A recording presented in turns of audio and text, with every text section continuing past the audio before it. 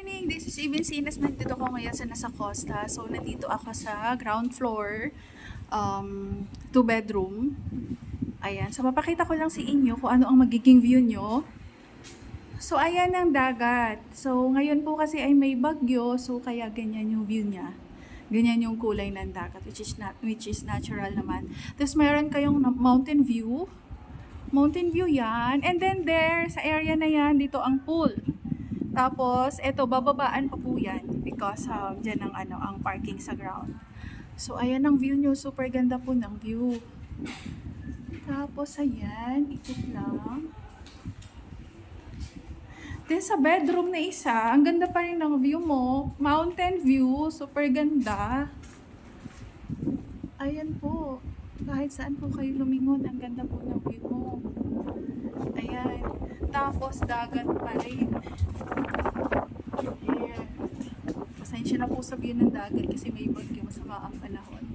Pero, ayan, facing talaga kayo sa ocean. Kalalabas lang po ni Goring.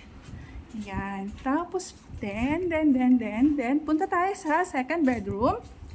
Which is, ayan, ang ganda pa rin ng view mo. Mountain view pa rin. O, diba? Very relaxing. Very relaxing. Tapos, dyan, may mga lots din dyan na for sale pa rin. And then, dito sa ito ang, ayan, inyong toilet and bath.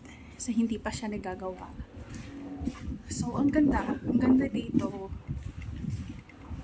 Then, dito ang isa pang toilet and bath. Yes, hindi pa po gawa. O, diba?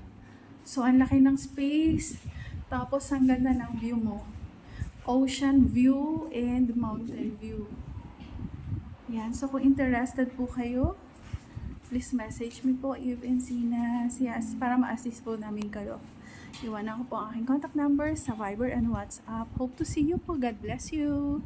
Thank you for watching.